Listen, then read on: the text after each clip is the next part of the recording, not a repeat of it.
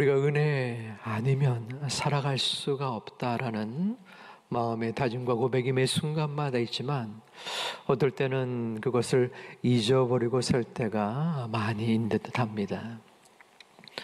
오늘 말씀을 살펴보면서 과연 이 순간도 그리고 한순간도 내가 은혜를 바라보며 사는 사람인가, 은혜를 소망하는 자인가 은총을 나누기를 소망합니다. 오늘 본문에서 세베대의 아들 야고보와 요한이 35절에서 예수님께 질문을 던집니다. 선생님이여, 무엇이든지 우리가 구하는 바를 우리에게 하여 주시기를 원하옵나이다. 예수님이 대답을 합니다. 너희가 무엇을 하여 주기를 원하느냐? 두 사람이 예수님 주의 영광 중에서 하나는 저를 우쪽에, 하나는 저를 좌편에 앉게 하여 주옵소서. 무슨 말입니까?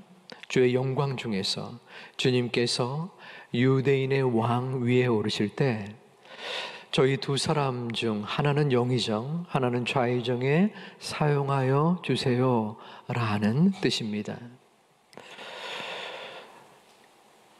이 두 사람의 대답에 예수님은 그래, 내가 신경 쓰마, 혹은 무슨 쓰잘데없는 소리냐, 냉큼 집어치워라, 이 정도의 일반적인 말씀을 하실 듯한데 의외의 답변을 38절에서 하십니다. 너희가 구하는 것을 너희가 알지 못하는구나. 내가 마시는 잔을 너희가 마실 수 있으며 내가 받는 세례를 너희가 받을 수 있느냐? 나의 잔과 세례를 받겠느냐? 라고 묻는 것입니다. 제자들은 네 라고 답을 합니다. 이어서 39절에 예수님은 너희는 내가 마시는 잔을 마시며 내가 받는 세례를 받으려니와 내 좌우편에 앉는 것은 내가 줄 것이 아니라 누구를 위하여 준비되었든지 그들이 얻을 것이니라.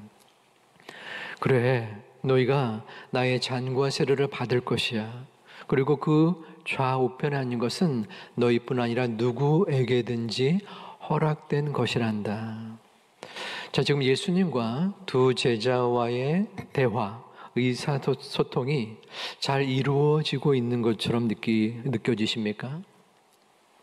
예수님, 왕이 오르실 때 저희를 장관자리 하나 주세요 라고 하니까 예수님이 나의 잔과 세례를 받을 수 있느냐? 그렇죠.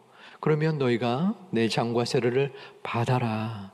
너희의 모든 좌우편에 앉는 것은 누구에게나 열린 것이란다. 얼핏 느껴지기에는 제대로 소통이 이루어지는 것처럼 들릴 수 있습니다. 하지만 여기서 중요한 것은 잔과 세례의 의미입니다. 예수님께서 말씀하시는 잔은 축배의 잔이 아니라 하나님이 내리신 고난의 잔입니다. 이를테면 우리나라 옛날에 죄를 저질렀을 때에 사약을 내리는 듯 그 의미를 지니고 있습니다. 그리고 예수님 말씀하시는 세례라는 것은 하나님의 자녀가 되는 예식이기도 하지만 십자가의 고난의 시작입니다. 그러므로 예수님의 이 잔과 세례는 영광의 길이 아니라 순환과 고난의 길에 너희가 참여할 수 있느냐라고 물으신 것입니다. 그렇다면 제자들은, 이 두 제자 야고보와 요한은 그 뜻을 잘못 알아차린 것이고 자신들은 영광의 자리를 원합니다. 하지만 예수님의 뜻은 영광의 길이 아니라 십자가의 길을 의미한 것입니다. 예수님이 말을 어렵게 했을까요? 알지 못하는 그 의미로 전달을 했을까요? 그렇지는 않아 보입니다. 지금 우리는 알지 못할지라도 예수님은 그 당시 제자들의 이해를 돕기 위하여 그에 걸맞는 그 당시의 언어로 이야기했을 것입니다. 또 이 말씀은 제자들을 2달에 3달에 한 번 모여가지고 세미나를 한 것이 아니라 3년 동안 먹고 마시고 함께 동고동락하며 반복적으로 지속적으로 이야기를 나누는 것입니다. 그러므로 이해가 되지 않으면 예수님께 또 질문하고 질문했을 상황인데, 이를테면은 사람들이 듣고 싶은가만 듣는다라는 말이 있지 않습니까? 그들의 마음속에는 올바른 예수님이 전하고자 하는 그 십자가의 길이 귀에 들어오지 않았습니다. 순환과 고난의 길이 아니라 그들은 영광의 길, 꽃길을 마음속에 둔 것입니다. 다른 제자들의 반응이 41절에 나타납니다. 나머지 제자들은 분이 여겼다라고 말합니다. 무엇을 분하게 여겼을까요? 야, 어떻게 예수님이 그토록 고난에 대해서 얘기했는데 영광의 길을 따르려고, 좋은 자리를 구하려고 저 2 사람은 저렇게 허무맹랑한 말을 하는가 라는 뜻이 아니었습니다. 소위 선수를 빼앗겼다는 것입니다. 야, 내가 먼저 예수님께 좋은 자리를 구했어야 되는데 먼저 저들에게 그 순서를 빼앗겼구나 하는 분함을 나머지 10제자들이 표현하고 있는 것입니다. 소위 도토리 키재기의 마음인 것입니다. 예수님이 이 땅에 오신 것은 고난을 받기 위함이었습니다. 고난을 넘어서 모욕과 치욕을 받으며 십자가에 죽으시기 위함이었습니다. 기적의 힘을 이용하여 사람들에게 군림하고자 함이 아니요, 그 백성들을 섬기고 핍박과 능욕을 당하면서 이 땅에 죽으시기 위하여 오신 것이 예수님이 이 세상에 오신 목적이었던 것입니다. 그리고 그 목적을 위하여 제자들을 뽑으시고 그들에게 가르치면서 함께 동참할 것을 말씀하고 있습니다. 하지만 제자들의 관심은 달랐습니다. 그들은 예수님을 이용하여 신분 상승의 꿈을 꾸고 있었습니다. 예수님으로부터 떨어지는 떡고물이 그들의 마음속에 가득 찼던 것입니다. 그러므로 예수님이 왕위에 오르시는 것이 아니라 십자가에서 돌아가시고 고난을 받으실 것이고 우리가 그 길을 쫓아가야 한다는 그 사실은 그들에게 천부당 만부당 같은 소리였을 것입니다. 자신의 것을 버려두고 예수님을 쫓는다고 했지만 그들은 쫓는 척 했습니다. 제자인 척 한 것입니다. 적어도 오늘 본문에서만큼은 그들은 진정한 제자가 아니었습니다. 하나님의 말씀은 이 제자들을 넘어서 저와 여러분들에게 묻습니다. 여러분들은 제자입니까? 우리들은 예수님이 가신 그 고난과 순환의 길을 기꺼이 두려움 없이 쫓는 자들입니까? 아니면 제자들처럼 어떻게 해서든 아니면 조금이라도 예수님의 힘을 이용하여 나의 유익과 내가 얻을 그 어떤 것을 구하고자 하는 그런 마음의 생각과 욕심이 있는 자들은 아닙니까? 사랑하는 제2가족 여러분, 여러분들의 삶 가운데 하나님께서 여러분의 마음의 중심에 다가설 때가 있을 것입니다. 내가 사랑하는 그것, 내가 간직하고자 싶어하는 그것, 내가 어떻게 해서든 지키고자 하는 그것까지도 버려두고 내려두고 나를 따르겠느냐? 라고 말씀하실 때에 네, 주님, 쉽지 않지만 어려움의 마음과 모습이 있지만 제자의 길을, 주님이 가신 그 길을 따를 수 있는 용기와 마음과 믿음을 허락하여 주시옵소서. 기도하며 나아갈 수 있는 저와 여러분 되시기를 주님의 이름으로 축원합니다. 그러면 어떠한 마음으로 주님을 따를 것인가? 그러한 생각이 들었어요. 우연히 유튜브의 쇼츠를 보다가 BTS의 멤버들이 있지 않습니까? 저는 모릅니다. 6명인가 8명 되는데 그 중에 하나 제이홉이라는 한 멤버가 있어요. 그 사람이 최근에 프랑스에서 이 자선 콘서트에 이렇게 참여하여 공연을 한 그러한 쇼츠가 있더라고요. 그런데 아마 수만 명이 모인 것 같아요. 대공연장인데 이 프랑스 사람들이 그 제이홉이라는 사람의 노래를 떼창이라고 하죠. 한국어 가사인데 그냥 소리 지르면서 똑같이 따라하는 떼창을 부르더라고요. 여러분들도 가끔 뉴스나 또 텔레비전이나 유튜브에서 보셨던 광경일 줄 압니다. 소위 젊은 사람 표현으로는 국뽕을 누린다라고 합니다. 그러니까 대한민국 국민으로서 자랑스러움을 갖는다라는 것입니다. 그런데 그 모습을 보면서 참 대단하다라는 생각이 들었습니다.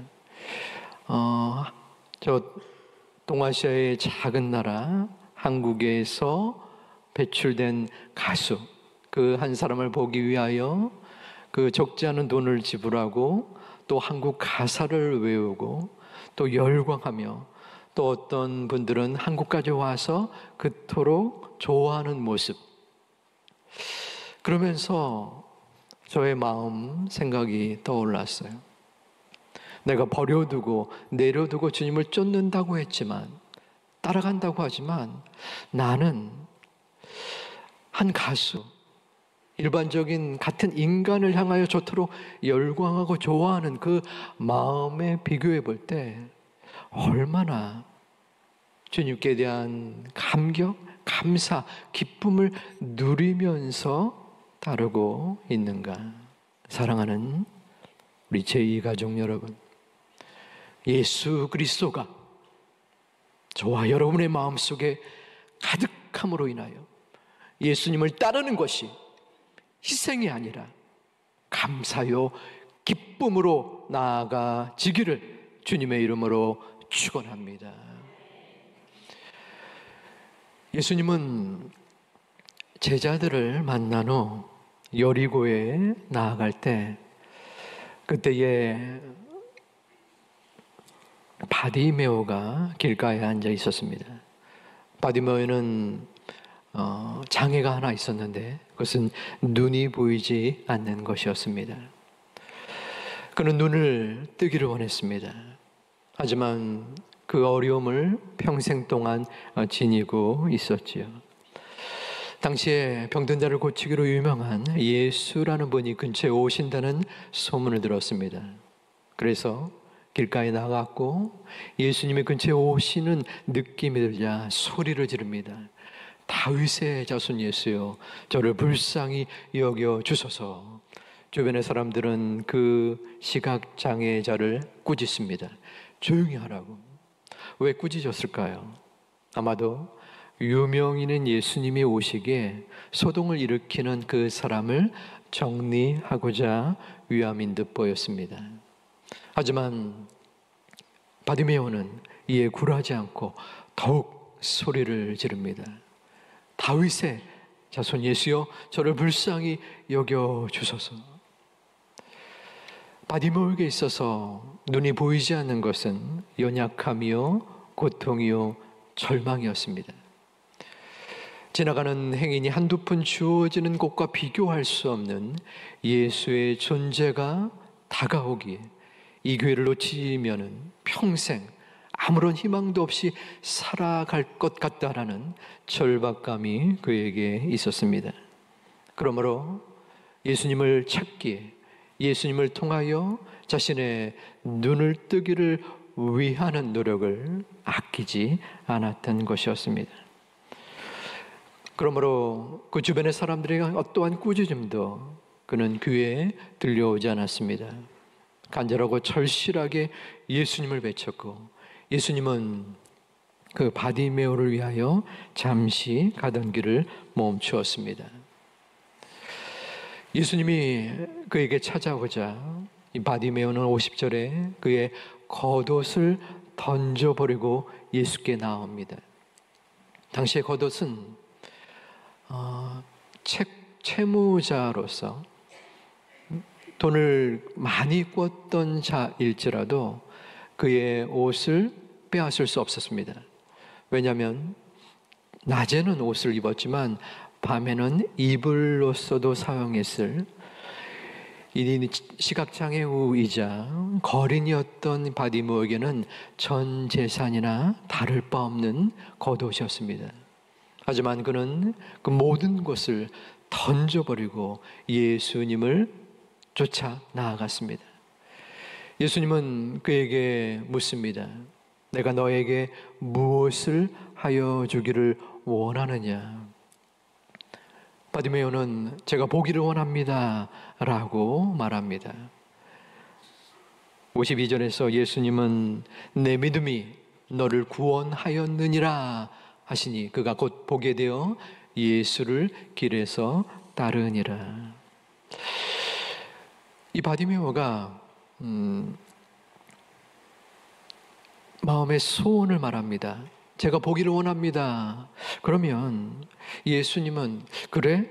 보기를 원하느냐? 그러면 눈을 뜨거라 라고 이야기를 하면 될 듯한데 예수님은 내 믿음이 너를 구원하였다 라고 말합니다. 왜 이런 말씀을 하셨을까요? 바디메오에게는 믿음이 있었던 것입니다.